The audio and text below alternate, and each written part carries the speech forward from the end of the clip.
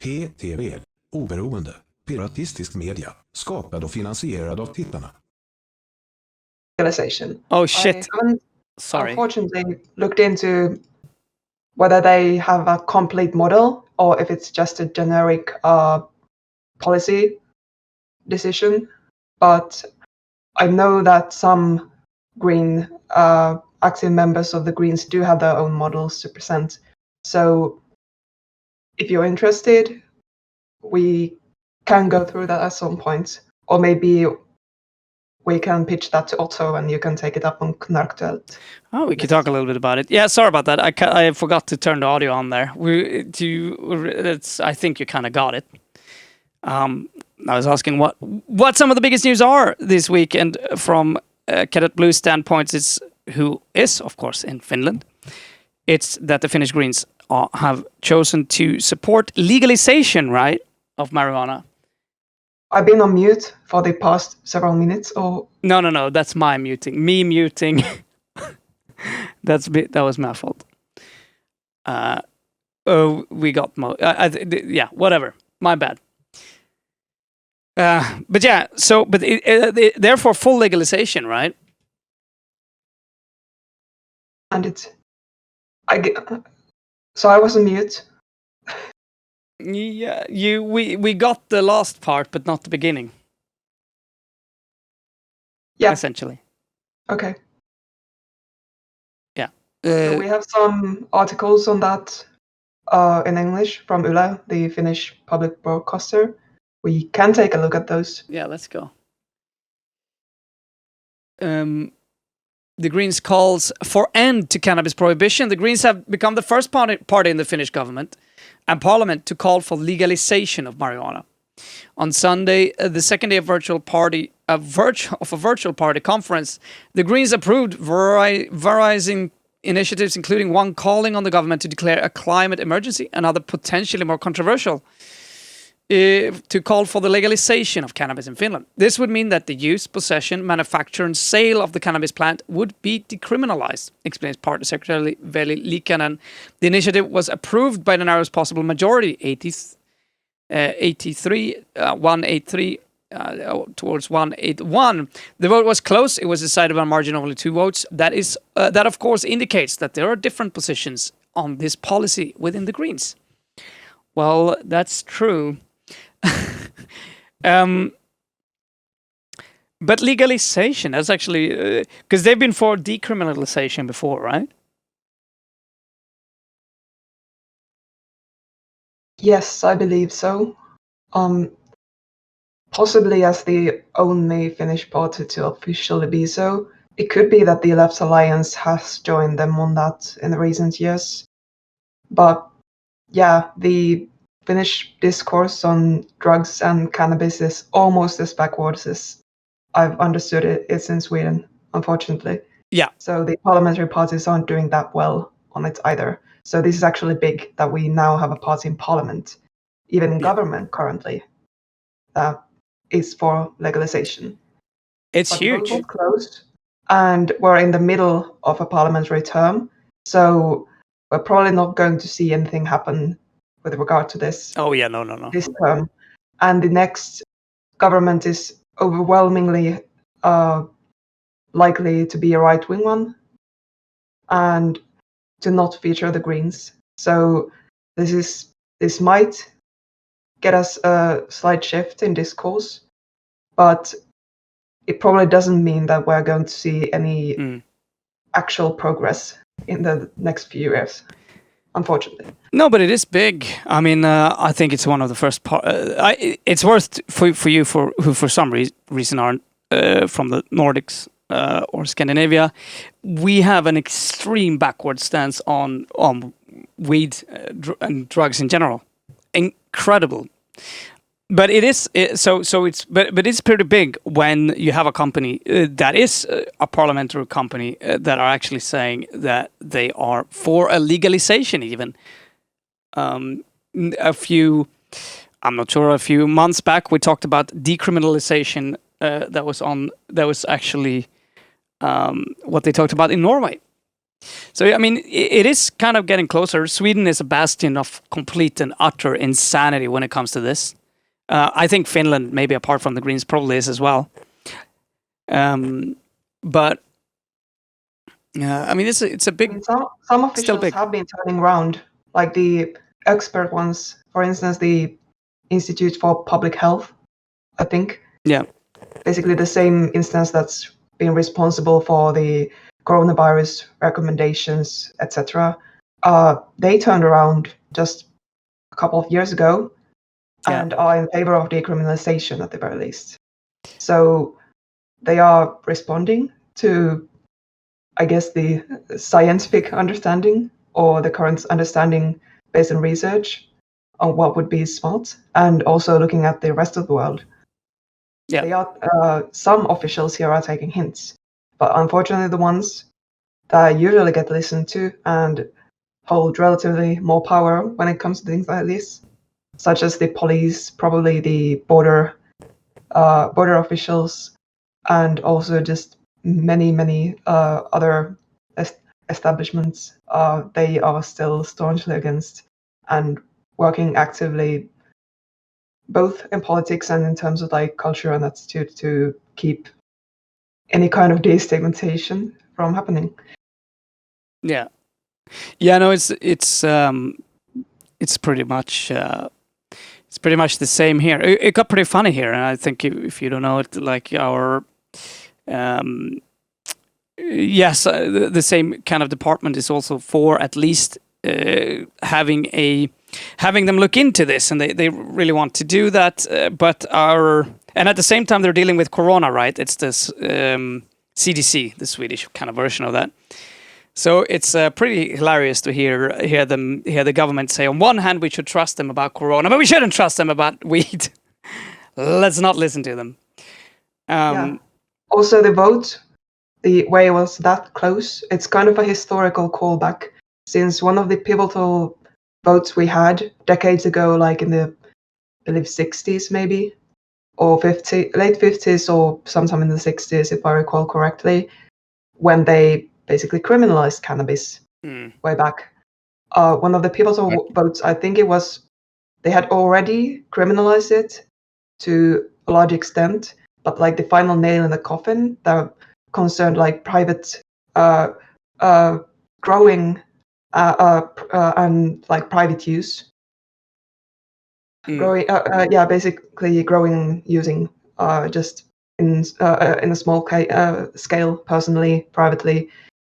That one was, I believe, decided with a lot, like casting a lot, since the actual vote came even. So this was very close to being a redo of that. Yeah. Yeah, it's interesting how short our memories are on this. I mean, hemp was huge, at least I'm guessing it was huge in Finland as well. Like the plastic industry, how that's... It's an interesting history I think people should get more into, and the war on drugs in general, and how that affected this. That's something we could do a massive deep dive into. And the funny thing is, in the recent decades, the narrative or the stuff that the pro-weed people tend to go for is that big pharma doesn't want legalization because it would hurt their profits.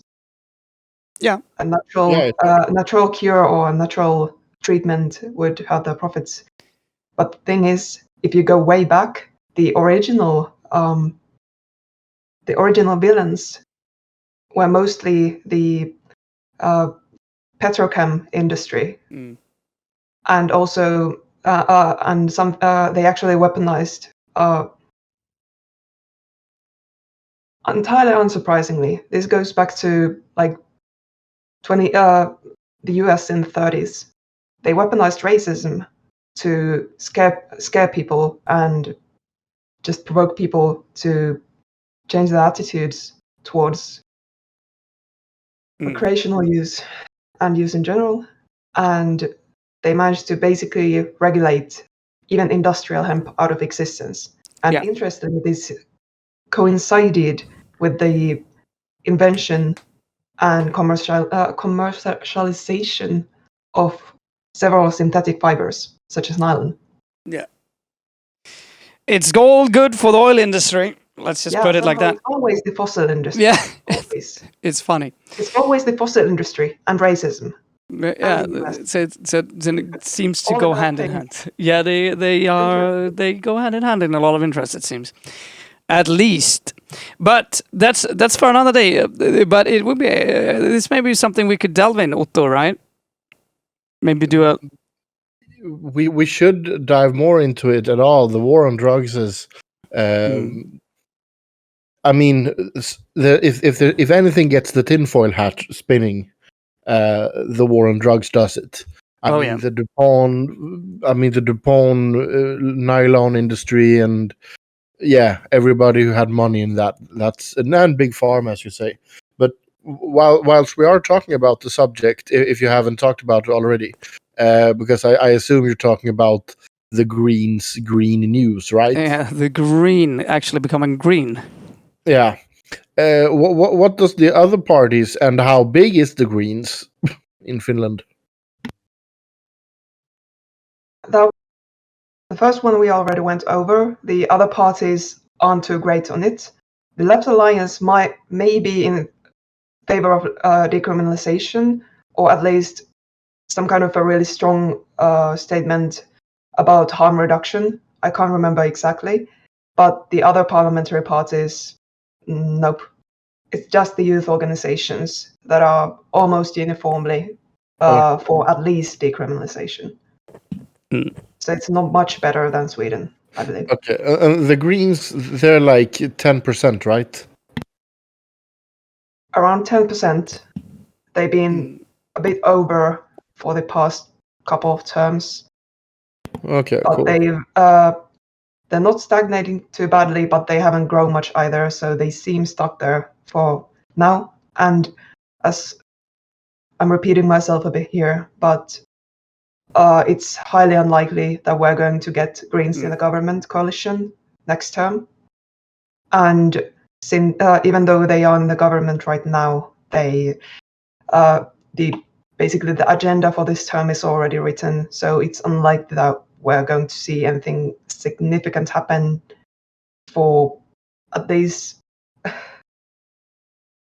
for 5-6 years, unfortunately. Yeah. We have a tweet here as well. Yeah, I meant to have a somewhat deeper dive into the discourse we've had here, since cannabis has been almost either trending or just all over the place on social media ever since the weekend. And usually we don't get this much cannabis discourse, so that's at least one obvious win that's come out of this. That's good. And I gotta say, at least here in Sweden, the cannabis discourse feels like it's alive. I mean, and that's thanks to I'm not gonna say just you, Otto, obviously, but there is quite a few people who are keeping the discourse alive and who are active on Twitter and really trying to push things. So that actually means stuff.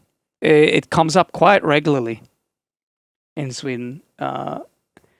Not that it seems to change anything, because all of the political parties are staunchly against this, but at least it's good that the discourse is kept alive.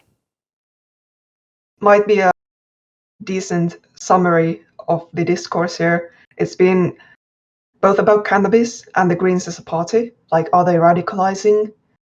Are they losing members because of this? Is this going to be their downfall? Oh my God! Yeah, that's then the media is not the media who the media is toiling for. Yeah. If that's like they're gonna lose members because of this. Well, it's not all the media. Yeah. There's a lot of just obviously discourse or discussion on this is welcome, and it's good that we are talking about this in the major media and all kinds of opinion pieces. But these smaller ones are definitely going there, like digging up numbers about people who have resigned from the Greens since the party assembly, etc. But this tweet, it kind of sums up. There's a screen cap of the text message columns in local or regional that some regional newspapers still have. Yeah. And it says, truly strange are these green values. They want small modular nuclear reactors in every home and the cannabis drugs to be free. It's an unbelievable worldview and a value set. No thank you to this kind of thing. And Kiitos, this ei is a- pellasella. What? This is a young green, so very classic text message column stuff. But the comment here is just from a young green, active member of the Young Greens, Yeah. who just states that this sounds like a nice way to spend an autumn evening. Just listening to the sound of the rain with a blunt on your in your mouth or on your lip, and chilling chilling in the faint light of a small nuclear reactor. So this is the future the Greens want. Yeah. This is the future progressives want. Yeah. And I mean, I think it's Can I just correctly. ask- Yeah. Is blunti in Finnish? You can say it like that. It's just a direct loan. It's not there's a very rich slang for Okay. everything cannabis related. Okay. But you can say it like that. Yeah. Oh, and I love pieni the- din reaktion. Jesus. Pieni reaktori. That's actually a title. Pieni there. din reaktori. Yeah, it's a mouthful even in English. Small modular nuclear reactor.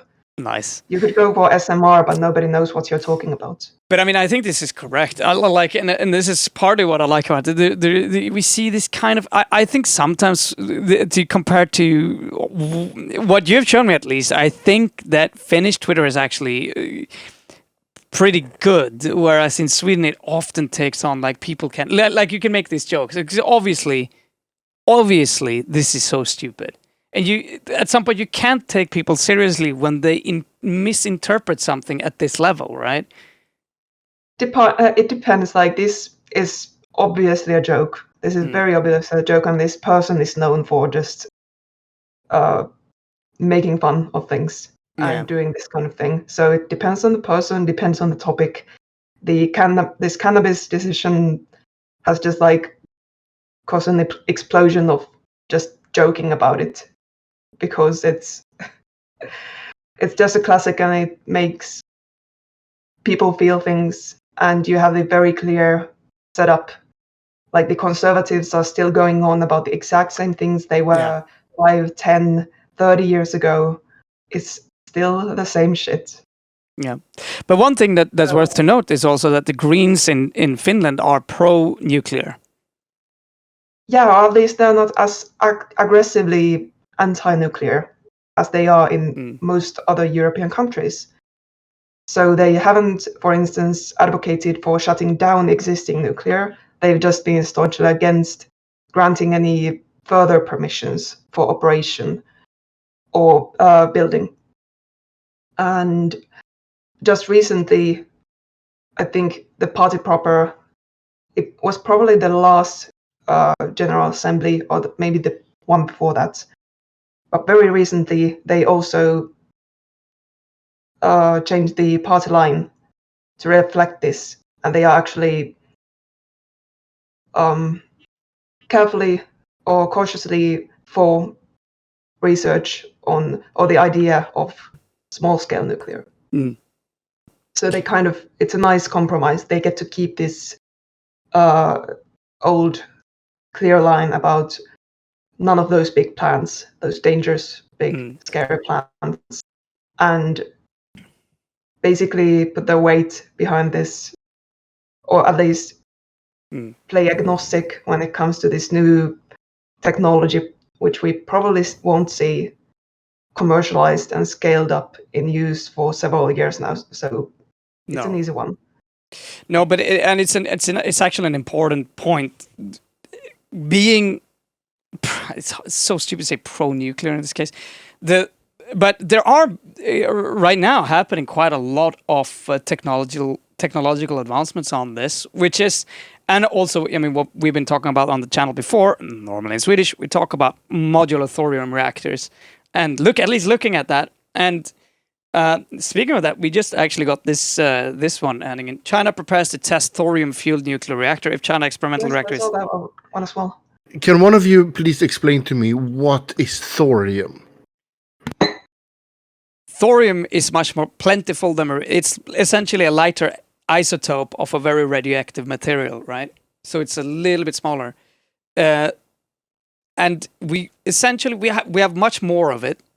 When it creates a nuclear reaction, it doesn't create a chain reaction in the same way. So if you would leave a thorium reactor be, it wouldn't risk creating that sort of meltdown, right? That you could still fuck it up. I mean, trust me, if you wanted to create something nasty out of that, you could, but it's much harder to create some form of accident out of it. Thorium is a weakly radioactive silvery metal found naturally in rocks and currently has little industrial use. It's a waste product of the growing rare earth mining industry in China and is therefore an attractive alternative to imported uranium. Thorium is much more plentiful than uranium, and so it would be a very useful technology to have in 50 or 100 years' time when uranium reserves starts to run low. And I mean, this is worth to note. Like uranium and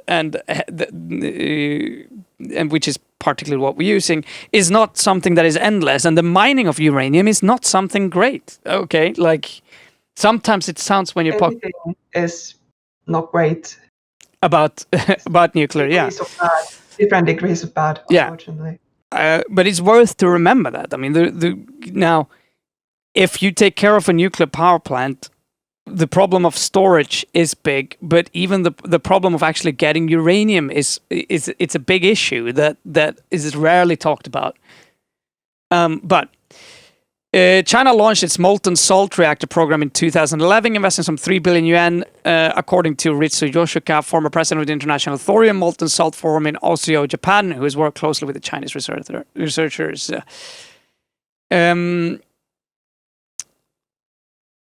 The naturally occurring isotope thorium-232 cannot undergo fission, but when it's irradiated in a reactor, it absorbs neutron to form uranium-233, which is a fissile material that generates heat. Thorium has been tested as a fuel in other types of nuclear reactor in countries, including the United States, Germany, and the United Kingdom, and is part of the nuclear program in India.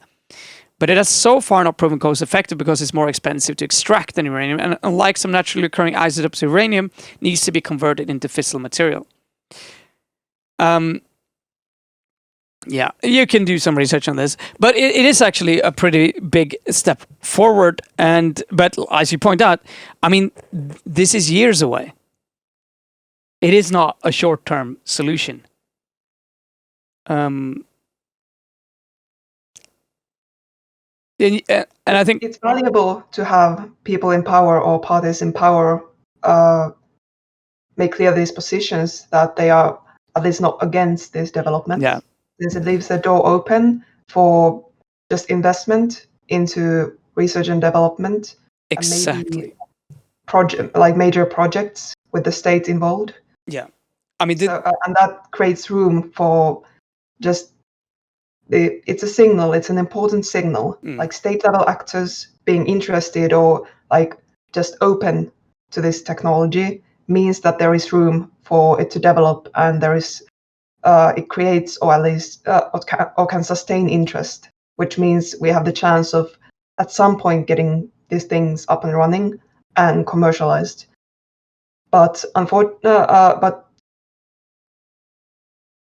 while these are promising, the timeline is not looking great for us. We have some, as we always do, we have some climate news for this week. Mm-hmm. And as we know, the carbon budgets and the timeline isn't looking too great for us. And we simply don't have time to wait for those 3 or 5 or 10 years for these new technologies, as useful or as efficient as they would be in curtailing emissions, to become viable. Yeah. And this is one of the more reasonable stances or like good reasons to be skeptical of this new generation nuclear solutions. They just won't make it in time. No. But I mean, what you point out there is still really important, because in many ways, in the beginning also, again, oil-backed resistance to nuclear power has partly created... It means that a lot of our current nuclear power plants are incredibly outdated, right? And they haven't been invested in, and they are falling apart, at least here in Sweden, right? And that's horrible. Like, there's a lot of things that could have been done to at least take care of them, and would probably have been done had we invested in it. But it's been a slow way of kind of killing them slowly, right? Has been the strategy. And looking back, I don't think that has been the smartest strategy, to be honest, because at least in Sweden, we're in a situation where we really can't replace it with anything else. We don't have a power grid. I mean, we could have invested in a power grid, but we haven't done that. That could support, wind without, burning something else next to it. We have huge issues kind of doing that. We could have invested our 700 billion SEK that we printed this year into this, but I mean, obviously that has to go to the big companies, right? That's where this company have to go. This money have to go. Even if the big often state-owned energy companies do get their share of that, they are still in the fossil business. Yeah. And they aren't too interested in rescuing rescuing the old nuclear plants. Yeah. Yes, it's true. I mean, Slothington Pants says this is a very old technology that has been tried as far back as the 60s. It's not really new age. Thorium reactors is not new, no. The idea has been around for a long time, but the feasibility of it properly at this scale, that's kind of new. And I guess that's also the hard part. Yeah, there's a long road with this kind of thing, this level of technology, from the drawing board and like proofs of concept to the massive investments that are needed to even try it out. Scaling up production and mass implementation. And had we been more positive to it, hadn't there been that, I mean, who knows where we could have been today in the development of this sort of stuff. But again, I mean, you got to completely, at the same time, remember, there was 2 atomic bombs that were dropped, like a lot, and there was a nuclear escalation, right? I mean, it's not strange that everyone feared nuclear, right?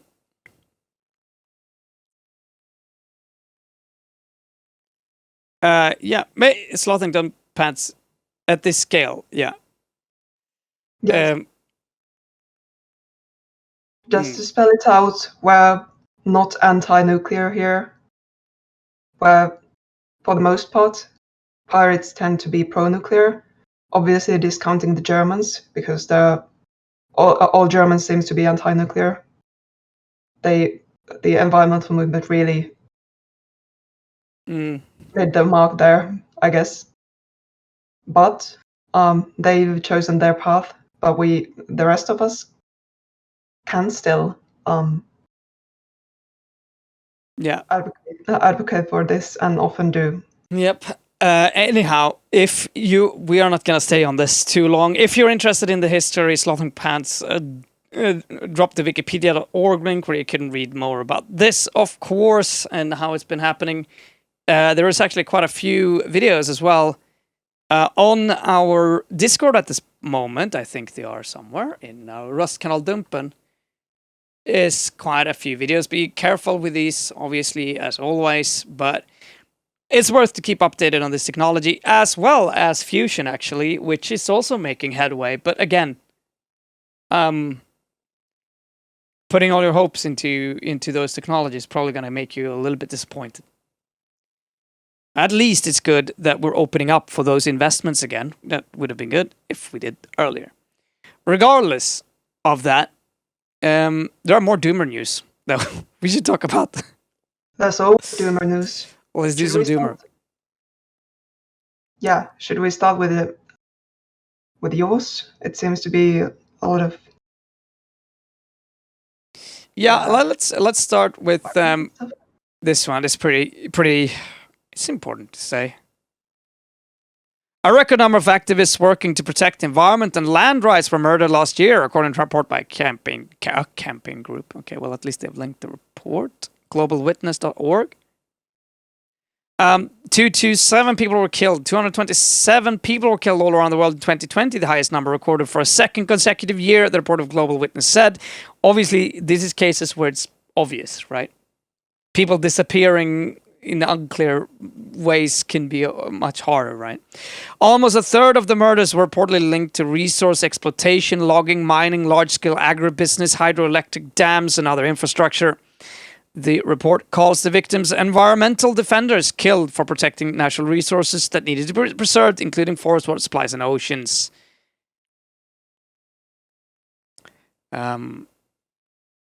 We really should talk about what's going on in Jamaica. By the way, let's see if we can have a special Jamaica, man. Jamaica. There is huge fights in Jamaica over the last pieces of unexploited rainforest. I can't remember what it is they dig there, but it's killing people. It's like it's crazy to see. It's like red dust everywhere.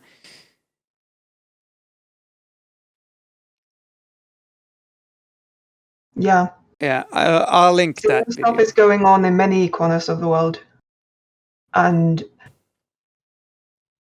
maybe notable of this environmental activists are along just journalists and also labor activists. One of the most they get the most shit, and they also die die a lot. They're like up there in things you can advocate for that gets you killed Yeah. by the powers that be.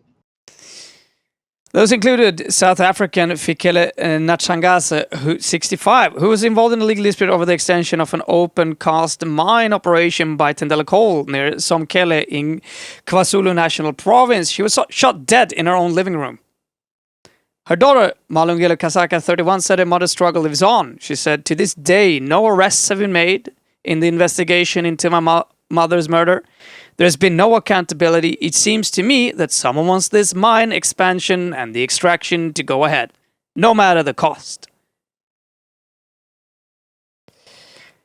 And this is generally what's going on in a lot of countries. And I mean, let's just look at Flint, USA, Canada, obviously, Sweden, up here with our indigenous people. And it's actually worth to have an episode where we look at ways to fight back against this. And quite often, the only way to do it is to become very violent and to organize violently and to try to get the press to look at that. Not necessarily violently. There are forms of direct action, many forms of direct action that don't involve violence, at least not against people.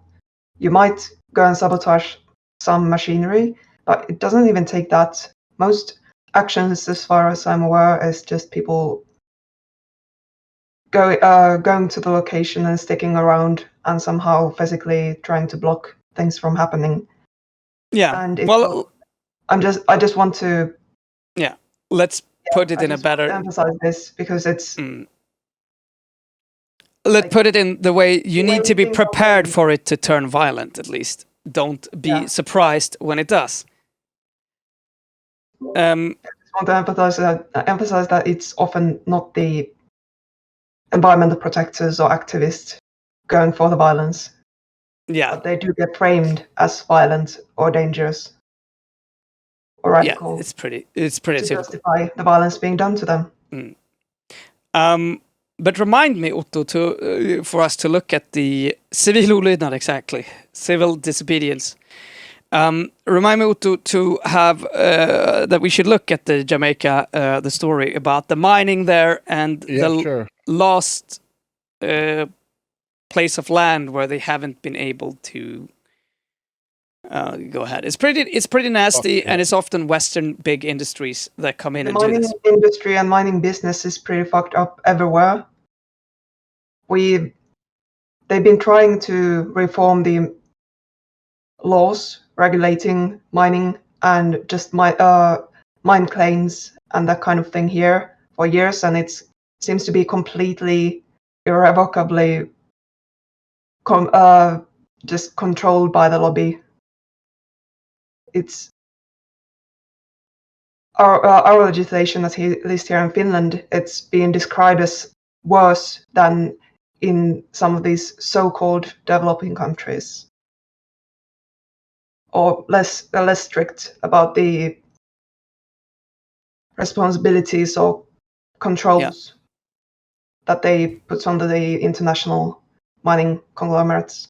Yep. They aren't responsible for anything. The claims can be really hard to contest. People lose their lands. Again, even in so-called developed countries, such as ours. Yep. So we're all being fucked over by them. Yeah. It's not just a so-called third world problem. It's everywhere. Yeah. Communities seem to be really, really powerless against this. Mm.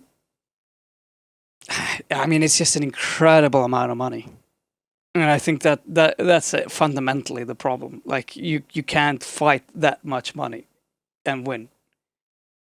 It's also going to get. It's already really, really scary for many. It has to be really scary for many countries and communities for a long time. But it's about to get even scarier as countries start to richer countries start to push for decarbonization, and they want the rare earth metals to make that possible, to electrify everything. And those, just like uranium, those aren't easy or too environmentally friendly to acquire, and they aren't infinite. Yep.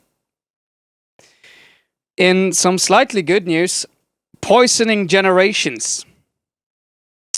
US company taken to EU court over toxic forever chemicals in landmark case. A company we mentioned before actually today already.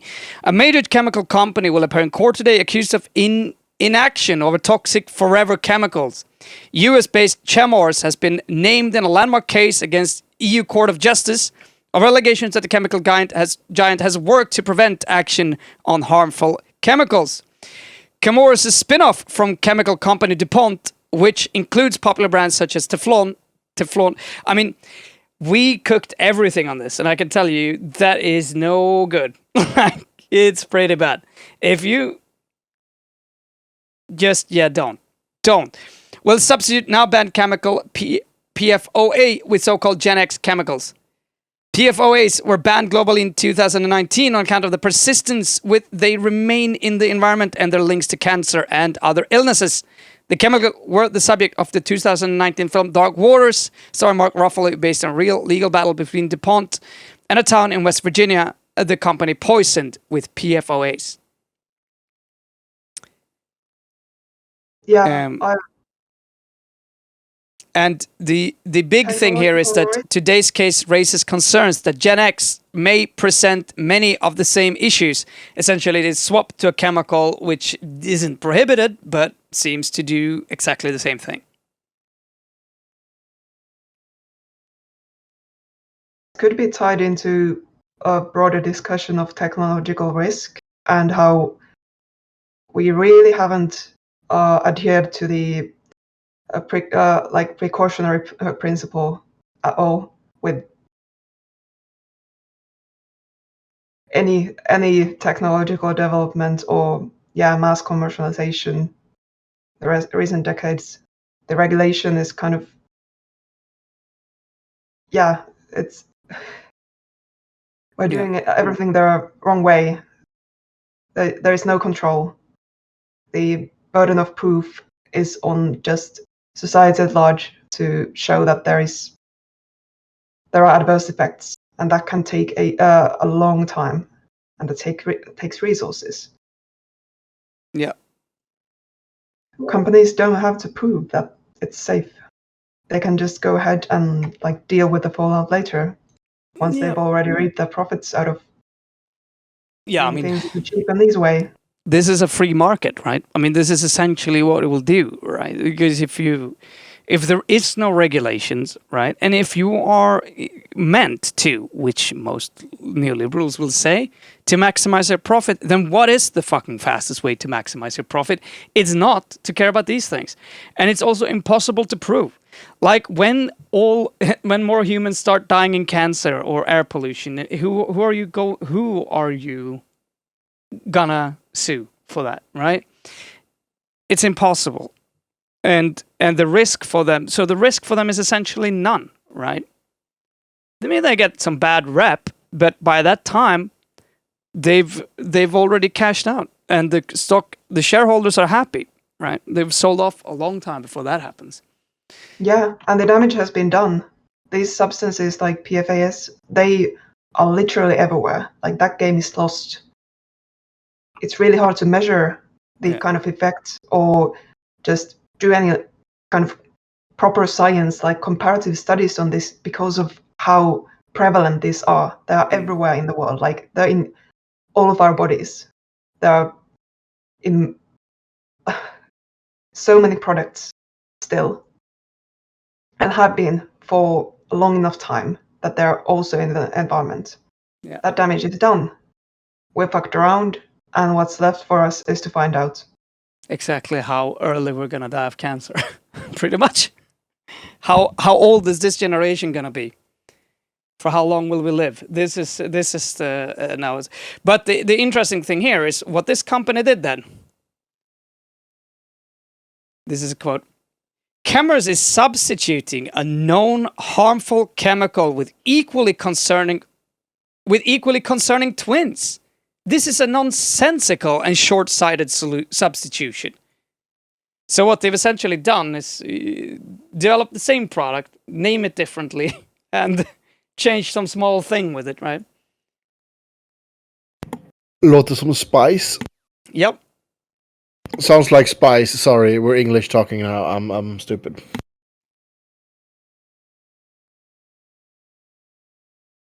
Yeah, it's incredible. But I mean, this is So another example of the EU having to make US companies get their shit together, since the US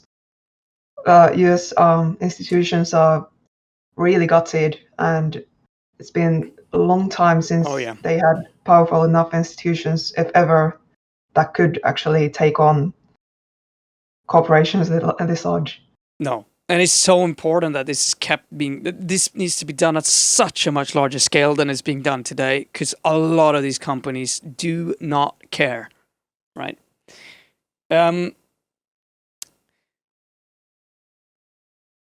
Let's have a look at 90%, another type of regulation that just isn't really working out as it should when regulations go bad. 90% of global farm subsidies damage people and planet, says United Nations. Almost half of $1 trillion of support a year harms people's health, the climate, and drives inequality. Almost 90% of the $540 billion in global subsidies given to farmers every year are harmful, a startling UN report found. The agricultural support damages people's health, fuels climate crisis, destroys nature, and drives inequality by excluding smallholder farmers, many of whom are women. Well, that's fine. The biggest source of greenhouse gas emissions, such as beef and milk, received the biggest subsidies, the report said. We've been talking about this earlier as well. I mean, particularly with a focus on Europe, where this is it's mad, right? But they are not going where they're supposed to be, and have been just turning into a corrupt, pretty much pure corruption. Arguably, this is how agricultural subsidies have always been. They're fundamentally protectionist, and they get the justification is that you have to have this basic security, food security, which is true. We really do need that. We need assurances of that for just basic societal stability. But as always, you, as good as the justifications might be, the basic justifications, you can take it into interesting directions. And this isn't just Europe, it's most of the world. All countries that can afford it, they do subsidize their own agricultural sectors in one way or another. But obviously the EU and probably the US, maybe some other large actors, they just have more weight to put behind that. So they are distorting the markets in the surrounding areas.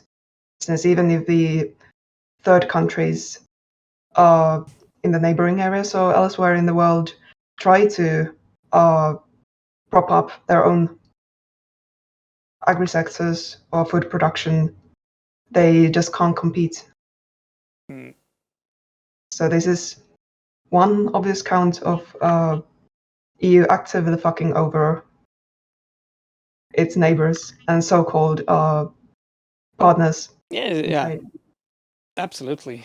And I mean, to a large extent, it's just so much worse than that. I mean, it's just incredible to see some of these things. I mean, let's just be honest here. The reports about this has not been unknown for a long time, and this is exactly why, like, Green New Deals are absolutely necessary. And when people say, well, you don't interfere with the market, this market and like the energy market, what do you think? Like, do you think these are free markets? These huge corporations are extremely subsidized as it is, right? And they've been winning that war for a long time. This is the marriage of big businesses, power, right, essentially, and politics. And it's really, really damaging. And we need to steer the market in a completely different way. And you're not, like, the first step would be, like, if you are for a free market, then let's remove, let's say, the 30 billion SEK that we give to the fossil fuel industry, just as a handout, essentially, every year. Let's start there, right? And I think at least it gives some good argument for people. You could, when someone comes and says, well, no, we shouldn't, why should we give money? We have coal, blah, blah. You got to understand how much money that those industries are actually getting and how much money is given to factory farming. And you can make any rationale for that. We need to be protection. Aren't you liberal, right? But the reality is that some liberals or like self-described liberals or libertarians here in Finland, they do actually follow their ideology to the logical conclusions, and they do oppose the subsidy system as it now is. So they see the way it distorts things. But again, most of the things they seem to have to say about it is that we should just scrap it. It's the same attitude we see that everything the public sector, everything public money is involved in is automatically bad and it can't be fixed. We should just stop it. And as things stand, we realistically won't be scrapping agricultural subsidies. A third, I'm going to keep repeating this, a third of the yearly budget, a third of the entire EU budget is just agricultural subsidies. It's one of the, along with the coal and steel stuff, that the predecessor, like, economic community of the EU was founded on. Like, this is like pretty much the third pillar when it comes to just sheer money and share like the focus on like foundations. So those aren't going to be scrapped unless the EU is scrapped. The EU as we know it is scrapped. So more realistically, we should probably looking at how these subsidies could be restructured and reallocated in such a way that we can make the transition into something more like more sustainable models of food production compared to what we have now. Yeah. It's absolutely, it's mind-blowing. And I mean, at least if you're going to be against any sort of government subsidy, just fight the ones we currently have, please. Like, I mean, at least be informed about the ones that are currently in place. Anyway. Yeah, those people are their own chapter, obviously. Yeah. Who don't even know how the current system works. No.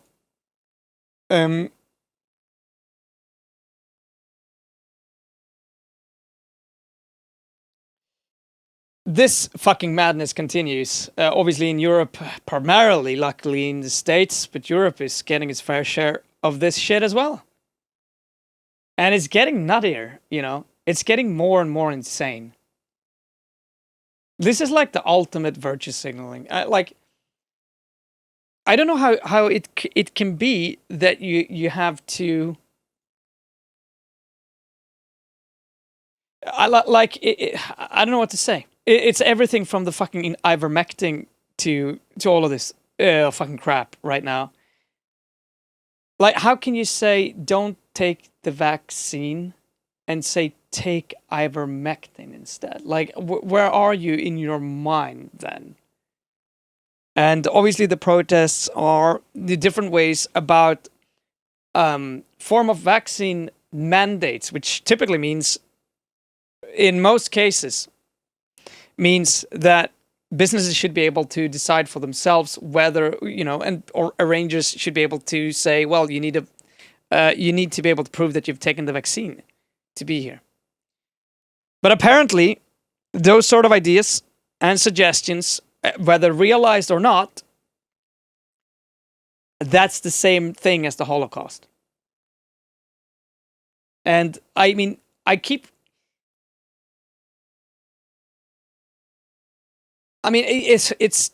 it's incredible how I can, you know, how many people actually believe this, how it's, you know, this is the tyranny, you know, the whole Republican side in the US went nuts over businesses over 100 employees being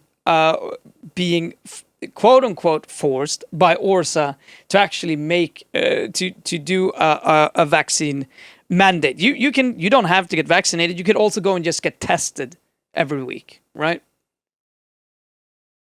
But that sort of comparisons blows my mind, and I gotta say, this is again a little bit. This is something I could fight with pirates about, because some pirates are definitely free, you know, and I understand that. You know, I don't like government. No one likes government overreach, but you pretty much got to pick your fights. And just dragging that discussion down there is just sick. Most countries we've had this for ages, right?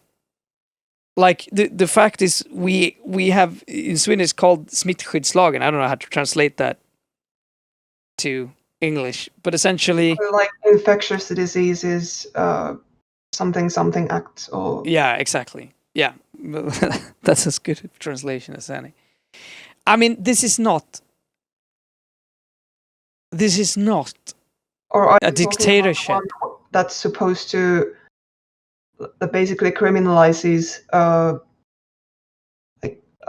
infecting others with something you know you have, or yeah, I mean, there's a several of these. yeah, that might be separate, since that I think classifies as an assault, at least here.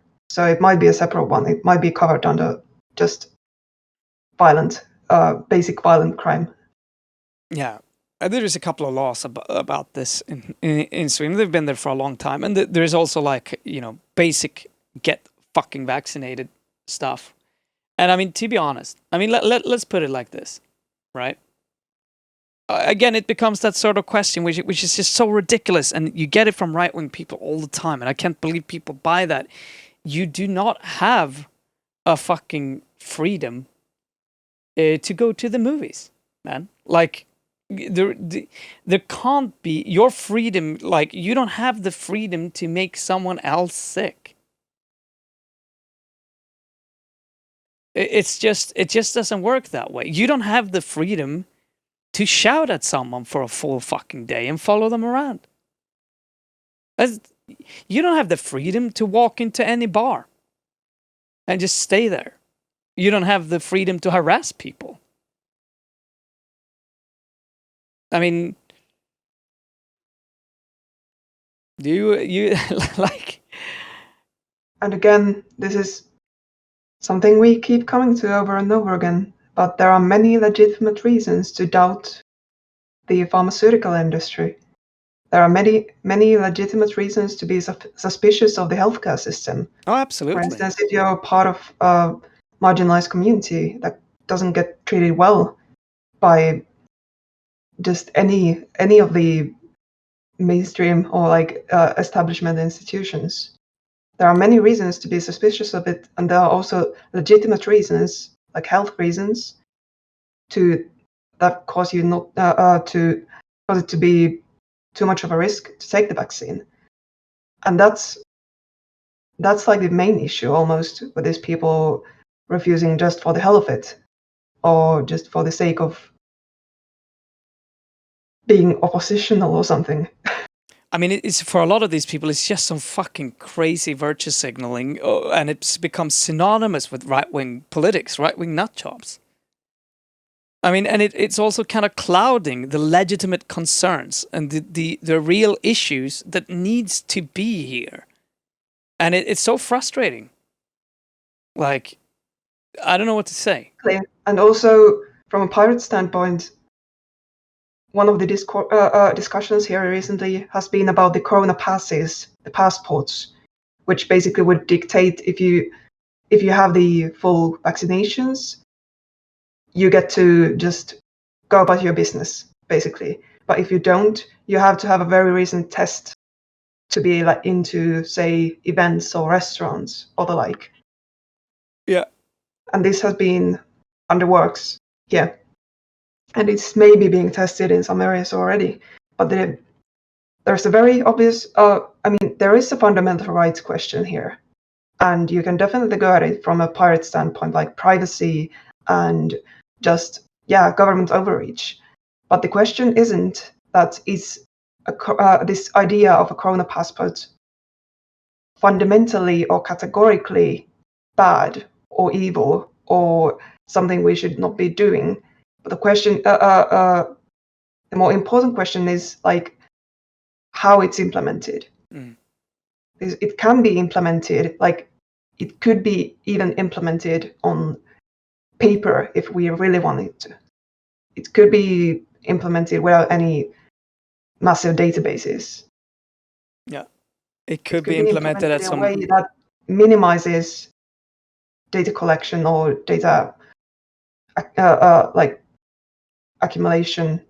It could be. We just need to have those discussions. But we get stuck on this: should we or shouldn't we? Is this like categorically bad and evil? Is this a sign of the end times? Oh yeah, and it's just so stupid. It fucking isn't. Like, can we move to the next question? Like how, because yeah, please. Let's move on.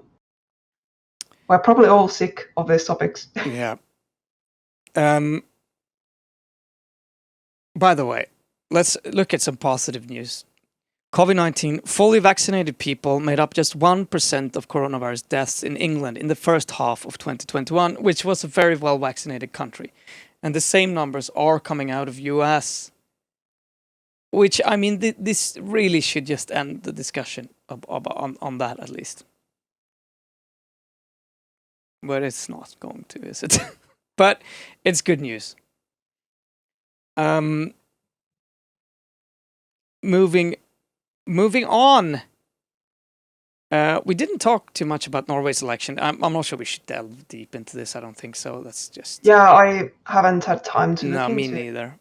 But we can mention that Norway's left-leaning opposition wins climate-focused election in landslide, starts coalition talks.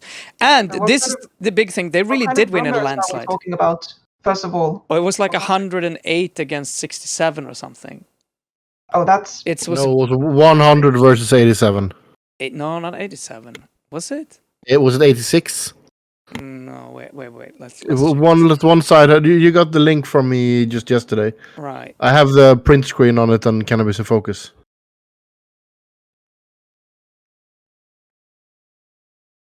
Right. Yes. Let me copy this to the right window. I don't think you can see this now. Yeah, we were both kind of right. Okay. So, I was completely right. no, you said Then 86. Was I it said 87? It's 68. Okay, 68, 86. Okay. So it's 100 versus 68. So Otto, tell us, does this mean that cannabis decriminalization or legalization is on the table again? Since Nope. Complete It's opposite. further away, probably. This is so the left is not great on it. the left is not great at all in Norway for cannabis. Oh, fuck. Yeah, the only it's just not. The funny thing about a working party, as they're called, the big winners, the large red party, they were pretty silent when the start of the Rus reform came up, when everybody thought that Norway was already done. They didn't say nothing. And then for a couple of months it was all cool, and then they waited until the big Congress, and then they voted no to the big reform. And suddenly they were all against it. Wow. And they have a lot. They are just as deeply involved in both the police, but also with the sobriety lobbyists. Sobriety lobbyists. Yeah. That's still a thing. Yeah. Oh, yes. Norwegian Narcotic Police Föreningen, NNPF. They got 500,000 Swedish crowns from Swedish IOGTNTO, the International Organization of Good Templars. Yeah, this is a part of this story, and it's merged with Socialdemokraterna initially in Sweden, but they have their pots in every single major political party in some way or another. So the Labour Party in Norway is basically the Social Democrats equivalent. Yep. So doesn't that mean that they basically have no far left party? They kind And of it's not do, in right? parliament. They seem to have the red party. They have the Marxist communist. What's it called? Yeah. The Marxist. The Reds. They're called the Reds. They're the Marxist party. So they actually do. They had around 8 or 10% or something like that. But I think in Norway, and this is why we need to do more research, I feel like it's a pretty regressive left in general, as I guess pretty much opposed to Finnish Greens are pretty, I think the Greens, right? The Greens made the Greens there said that they should just stop all of their oil drilling and everything. They're super radical, actually, but are still on the left, but they completely fell through. Lost almost. The party who's called Venstre It's means a Venstre right-wing or left. party. Yeah. It is a right party. It's so funny. And then they also have Socialistisk Venstre, who is a left-wing party. It's it's insane. And they have another funny rule, because both the Christian Democrats and the Greens in Norway, they almost were turned out. But in Norway, they have a bit of a weird system. So whenever you get below 4%, you only get half the amount of mandates. So basically, you have the Texter, yeah. The Norwegian Greens got 3.9, but 3 seats in the parliament. Yeah. And the Red Party, with its 4.7%, got 8 seats in the parliament. Exactly. So the MDG, Miljöpartiet de Gröna, and the Christian Democrats of Norway is not out of the government or the is it called the Storting? Yeah. Yeah, they're not out, but they are diminished, so to speak. Crushed. But the party subsidy system, it's slightly better, I think, than in Finland or Sweden. In Sweden, it's a hard 4%. Yeah, but I think it's a better I've idea. understood that in Norway, for instance, the Norwegian pirates do get some money. It's according to the percentage of votes you get. So as long as you get votes, you can get something. Oh, cool. Yeah, in Sweden, you're pretty fucked. It's incredibly hard to get over that. I think, you want to get, Well, let's not get into strategizing Same here. here. We don't have a hard threshold, but effectively, you don't have an MP, or you don't get shit. Yeah. Let's talk about this. This is... Maybe we should, since we seem to tend to have more news that we can actually get through in an evening, often. Isn't there a poll option in Twitch? There is. Yeah, it is. I could Maybe start we up. should start. You're a moderator in Twitch, aren't you, Maya? I don't think so. Okay, then you should be moderated, and then you can write /poll. Yeah, we'll figure it out sometime later, and maybe not during this screening, but maybe next week. So we can actually get some chat participation. Yeah. We want to hear preferences. Maybe let me pick then. I'll pick whatever I find most interesting, and we gotta talk about the China. It's gonna be China. No, we have some democracy as a treat next week. The democracy? Well, I mean, we have to talk about this. Unfamiliar concept for you. Democracy. Yeah, I'm like, what? Come on. This is a communist strain. He makes the decisions. I make the decision. No. I control the means of production here. Exactly. I control the means of production. The information.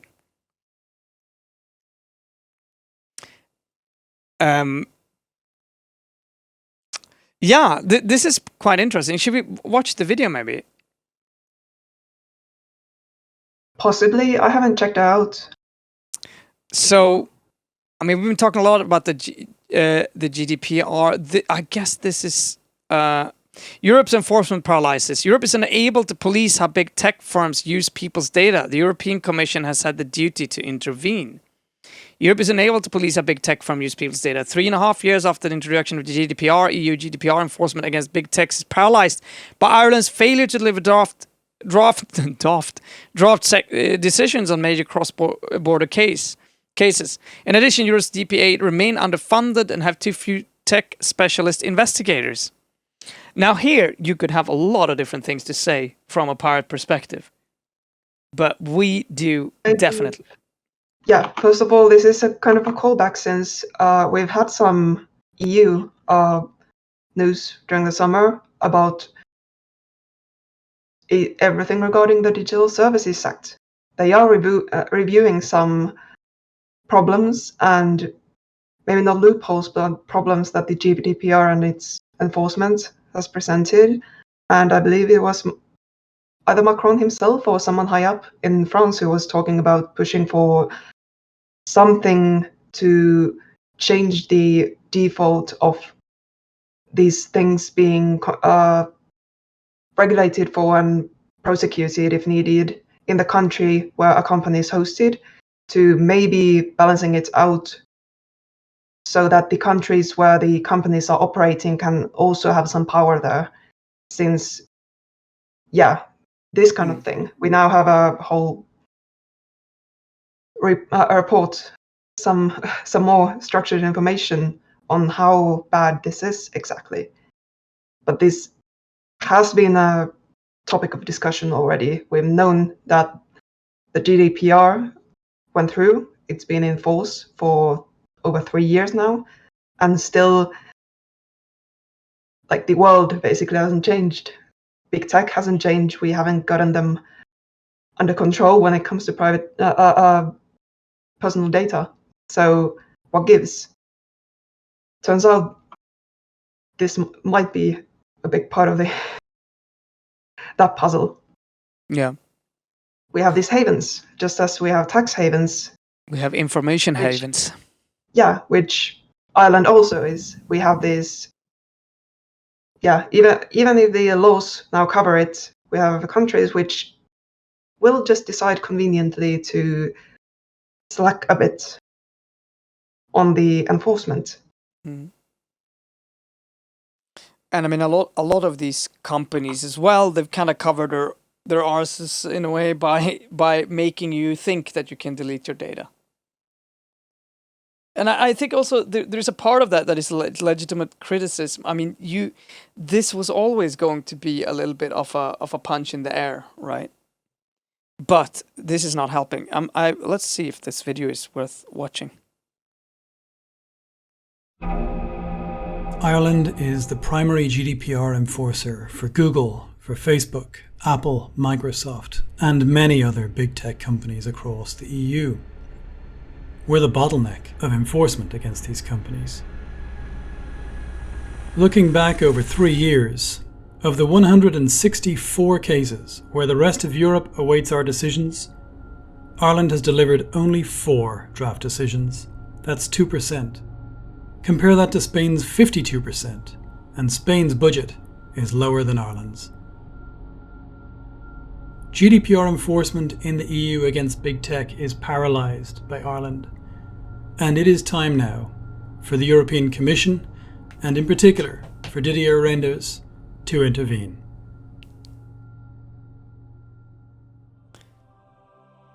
Yep, Irish Council for Civil Liberties. Sweet. Yep. I'm enjoying how apocalyptic the sound design The in the video was. Yeah. They are clearly our people. They take these things seriously. Yeah. Well framed, well memed. Yes.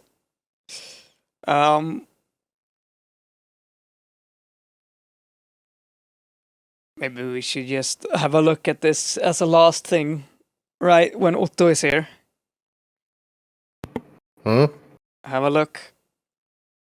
This is for Europeans out there. The lifetime prevalence of drug use. % of adults 15 to 64 that have used illegal drugs during their lifetime. You're not streaming to us, but yeah. What? Am I not?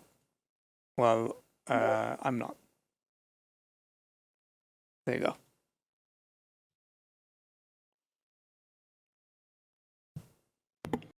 Yeah.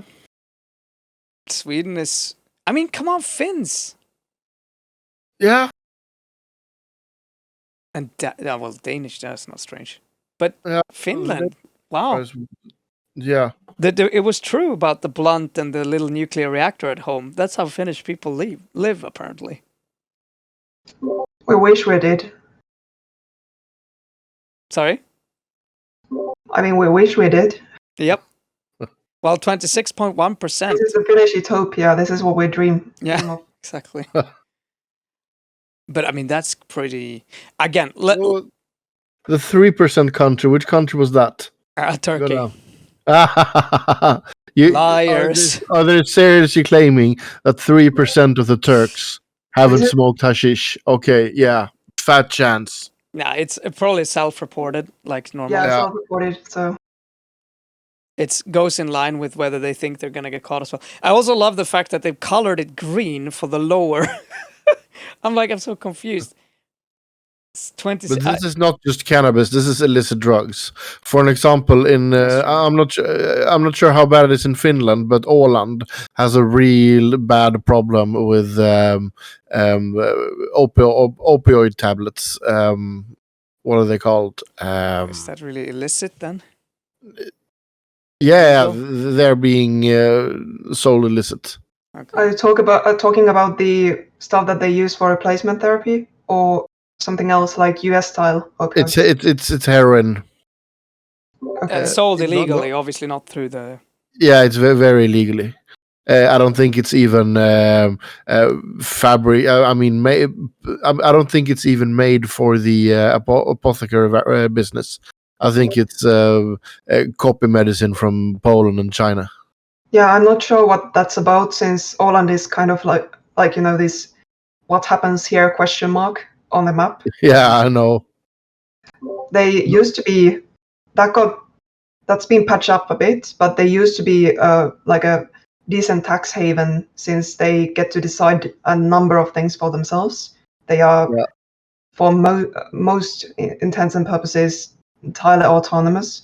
So they're an island, and they may not have the kind of say border control that continental Finland or maybe Sweden has. Yeah. So But doesn't Puff have their headquarters there? The what? gaming company Puff. That's very much possible. I only know Puff since they have the machines on the cruise ships. Is it like a major player in Sweden? It's a major player in Europe, I think. Yeah, I mean, Finland has the monopoly that gets used to fund NGOs. So we don't have Puff. The only place we see it is abroad or on cruise ships. We only have Veikkaus and Ray here in Finland. Ah, okay. Yeah, but good. Interesting. Yeah, France is a basically, like, this can be 45%. framed as something like what would the average or median be? Something like a third of Europeans being effectively criminals. Yeah. Yeah, and this whole, I mean, everything here is just ridiculous. What do they exactly? Well, I guess you need to read what they. But point, it's just a little fun. 45% in France, though. That's where you want to go for illegal drugs in Europe. Oh, verkligen. Yeah. Anyhow, people, it's been an hour and a half. Is there something you absolutely want to talk about this week that we can't save for next week? I think we actually went through the most. It's mostly some more bad climate news and doomer news. More doomer The news. supply chain Fuck doomer issues. news. The supply chain issues. Then there's just some mostly financial stuff from Estonia and China. Yeah. Well, the supply chain issues are going to be relevant ongoing, so I think that's fine. Yeah, it's just one though. It was Yeah, about could have a look.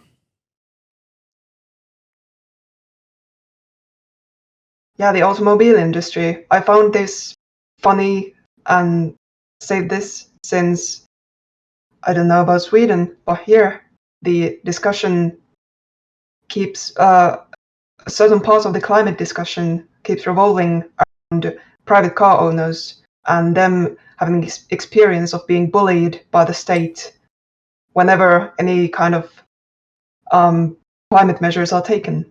Mm. And they actually frame it as like the state wanting to take away their cars.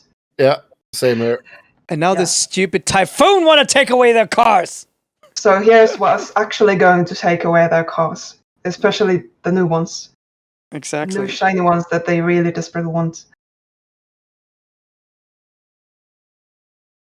Have you been waiting for your car order delivery longer than planned? There's a reason for this global shortage of auto chips. Taiwan, one of the leading countries for semiconductor production, wasn't able to deliver them in time since 2020 global pandemic start. But now, as the typhoon season is escalating in the Western Pacific, things are getting worse. Just this weekend, violent super typhoon Shantu will strike parts of Taiwan with destructive winds and flooding, causing further issues with automobile chips production and could potentially cause additional delivery delays for cars. Are we going to bet that you will hear right-wing news blaming this on the government? It's going to happen. It's a difficult one from them, since basically the reason we don't have domestic or like European chip production is that it's just been cheaper to outsource everything. All the important R&D, all the manufacturing, all the relevant skills and knowledge We've been really glad to just offshore it. So we're literally paying for it now. Yeah. Yeah, it's pretty special. And basically the only solutions to this is to start pushing for, often with through public sector measures, for to bring, like, reshore these efforts and like restart the research and development and innovation, basically intentional technological policy. Mm-hmm. And that's also something the right wingers don't like. So Catch-22. look forward to them throwing fits over this and trying to very impotently make some kind of a deal out of this. They're blaming this on a hoax. It's a fake orc. It's a fake. It's a conspiracy. It's like Hanif Bali went out in Sweden yesterday. It's the left is creating this honeypot woman to trap us. It's a conspiracy. Yeah, this must be some kind of a conspiracy The by the Asian cabal. countries to get back at us for whatever, I don't know, some Orientalist bullshit. It's a strike against Western civilization. Yeah. I don't know. It's I don't even know. it's planned by this multicultural people who wants to kill something. That's how it normally goes. But we definitely should start keep looking at these supply chain questions, since the overall picture of it, like, obviously the pandemic has been a factor, but also it's just very symptomatic of how our system, like a global economic system, is built right now and designed. It's basically working as intended, since the way it's been developed in the recent decades is towards this state where the slightest disruption causes this level of mayhem. And the thing with these disruptions, they're cumulative. They stack up. They cause this, like, delays upon delays. Basically, the kind of delays that you don't catch up from. It's just a permanent delay. These are going to just, everything's going to be late, like days or weeks or months. Yeah. On no end. It's the system, basically. I mean, it's a way to push prices onto a Western consumer class that can't afford things anymore, that are so much poorer than they think they are, right? Where the nature and the supply chain is paying the price for our ability to still be able to buy cheap shit that we for some reason need to believe that we are richer than we are. But there are so many factors playing into this. Oh yeah. It's the virus, just shutdowns and limitations to movement of probably the workforce across borders, within borders, and just and then also increasingly, for instance, in the US, just labor organizing picking up again. Mm-hmm. They're fed up. They don't want to do this anymore. They don't want to suck it up, and that's going to cause these disruptions as well. It doesn't have to be incidental or like force majeure. People can cause this, and once we actually start seeing, like, once people start like getting the larger picture of these concerted, like very targeted actions in certain parts of the world, in like critical manufacturing, we might start seeing like big things happen. Maybe. At least it doesn't seem like we're gonna learn from it this time. But who knows? I mean, some people somewhere. It's, again, the future is already here. It's just unevenly distributed. Yeah.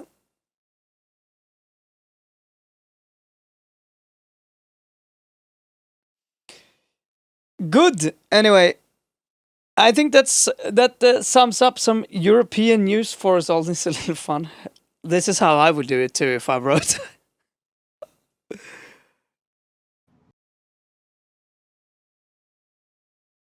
Do you ever do? I mean, you would never do this in Finland either, would you? I mean, how often do you even do a receipt here? It's pretty fucking crazy. This is so American. Anyway, everyone, tomorrow. You do that in Sweden, you know that, right? Do you? I never do that. I just type in on you get a fucking card. You just enter the total. That's another way to do it. Yeah. How much is it, Otto? 7.83, right? Yes. Yes, that's correct. Oh, I could have been. And wow, the problem is that dot. Is this 5,500 or 50? I mean, I know it's 50, right? But pretty funky, a little bit dangerous. Anyway, tomorrow, what are we gonna do tomorrow? Nothing special, probably. I'm gonna talk to It's Thursday tomorrow. No, I'm not gonna do anything special on stream. I'm gonna be shopping a lot. By the way, we need to talk about the funding for that shopping after the stream. Oh, Jesus Christ. Yeah, that's true. Yeah, there's a big things happening this Friday when we're going to make smörgåstårta on a chapel. And on Saturday, dear friends, we're going to have our first pool stream. Pool bang. Pool bang. Eating food. It's a mukbang, but in a pool. Trying to achieve peak viewership. Oh, wow. And also probably get some kind of strike on Twitch. No, we've checked everything. We should be safe. Yeah, no nipples. Yeah. I'm still deciding on either I'm going tape over nipples or if I'm selling my body to commercialism and taking some commercial. Just remember that your viewers probably expect full financial transparency, so we want to see the receipts. That's true. That's true. Yeah, and I'm gonna get. I need to get paid for the receipts, so I'm gonna bring them to the studio anyhow. Oh my god, yeah. We're gonna hope for donations then. A lot of donations. We already bought a fucking pool for 6,000 SEK. It's like $800. This is one of our most stupid ideas ever. Oh, right, there was still something. We almost got through everything, but there's still the China thing at the end. Maybe okay, you may have something to say on it. China! No. Well? Yeah. Because the context here is that various news outlets, media, politicians, so-called China watchers in the West have been predicting like this cataclysmic crash for the Chinese economy for the past 15 years.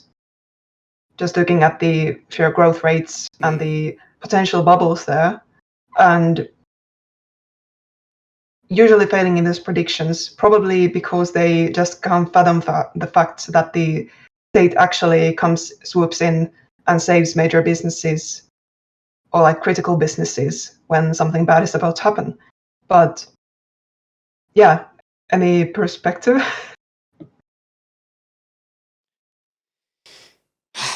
Yeah, I mean, I don't think this. The issue is global. China. This is really a global issue. So basically, in most countries today, the property market is essentially a pyramid scheme. And in China, it's been accelerating so incredibly fast. But you have to remember that in China, they actually have the economy to kind of boost up that sort of crazy. I mean, their banks can motivate this at a completely different level than you could in the West. Because their production output has actually increased by a lot. So it's not that mad. I mean, you have the exact same type of, and obviously the problem is they've been building too much. And a lot of this, I think what the worst thing that can happen is that a lot of rich people actually lose money because they've been investing it all in apartments that no one actually wants, right? That would potentially be. I mean, it depends not on how necessarily much bad of a bubble, how much of it is just rich people investing in basically baseless projects. How about the growth has been real to a large extent as well. So these, I don't know, whatever counts as middle class and or even like newly somewhat wealthy, wouldn't a decent portion of relatively regular people be fucked over as well if they're Yeah. if the value just disappears? Yeah. I mean, there's a lot of normal people who put all of their safeties into the house market in China. It's hard to say. There's a lot of cities that are completely ghost cities as well. I mean, let's remember that this hasn't been that big of a blow before. I'm not sure it's going to be a big blow now. Ghost cities, right? People were a little bit optimistic, and we'll see what happens. But yeah, that's about as interesting of a take I have on that, to be honest. Hopefully, who knows? Maybe there is some place on the earth where the normal people can still buy a house without being indebted for the rest of their life. But it just doesn't seem like that's what the capitalistic system wants out of normal people. They want you to be indebted. Pay the man to live. No, but obviously the real reason China is having these issues is that people are in this communist collectivistic mindset where they just don't give a shit about maintaining property because it's eventually belongs to the state anyway. This is actually shit I've heard when Westerners discuss the Chinese property market. Yeah, that's bullshit. But there is a part of truth to that, which is essentially this. And this is, by the way, I'm gonna say this. When I say this, you need to take this with a grain of salt because China hasn't enforced this. But essentially, you don't own land in China; you rent land, right? So when you're building something, it essentially becomes the government's land after 75 years. So a lot of people, if the building is old, that's when a lot of people. So essentially, if you're going to buy property in China, you want to buy new property. This is a part of their issue, right? Because old property run the risk. If it's like, well, it's 75 years, this building is 60 years old now, and you're going to buy it, and you're going to live there for 15 years, you're going to worry that you can't sell that because it's just going to default back to the government. Now, before the important thing is here that the government will not and has not enforced these laws, right? But they have the power to do so, right? But again, they pretty much have the power to do so anywhere in the world. Let's kind of remember that. But yeah, I mean, it sounds like a thing. Like it doesn't, again, sound like an exclusive Chinese thing. That's the way it is here as well. Like the state or the city, the municipality owns a lot of the land, and many people who basically may own their houses still pay the rent to the city. So yeah, again, yeah, it's not. It's pretty much the same thing. And also, if let's just put it like this: if China would enforce and say, well, that's our building now, move out, right? Fuck you. I mean, imagine that, right? Like, I don't think anyone would actually like. It's such a complete cell phone. But there is a problem with this law, is that people prefer new buildings, right? And the idea of taking it has that effect that new buildings are. It's probably behind part of this because you want to make sure you're in a new building because that has a long-lasting life and the value will go up, right? That's the idea. But up till a certain point, right? Because if it's 50 years since the building was built, you're gonna start worrying about, what's gonna happen? But that's beside the point. it's always these weird ideas. China is incredibly capitalistic in its way, in its nature. So I don't think it's a little bit weird to say that. But with that, come back tomorrow, 19:00. We'll be sending live in Swedish that time, talking about. We'll see. Maybe our friends from SAC is back this week, or maybe they're back next week. Regardless of what, we will have an amazing show for you then. And the regular reminder that we do have a channel on the Discord for this segment. Yep. Specifically. So if you see something that you would like for us to discuss, or that you would like to discuss with us, please send it to the channel. Yeah, you'll find it. It's called PTV Global, and it's down here. Have to check.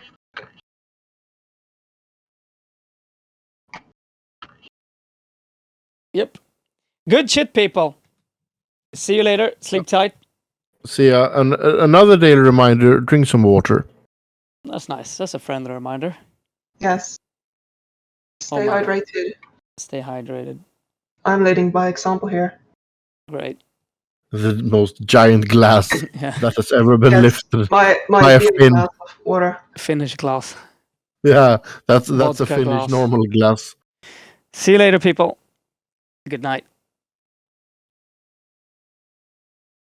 PTV, oberoende, piratistisk media, skapad och finansierad av tittarna.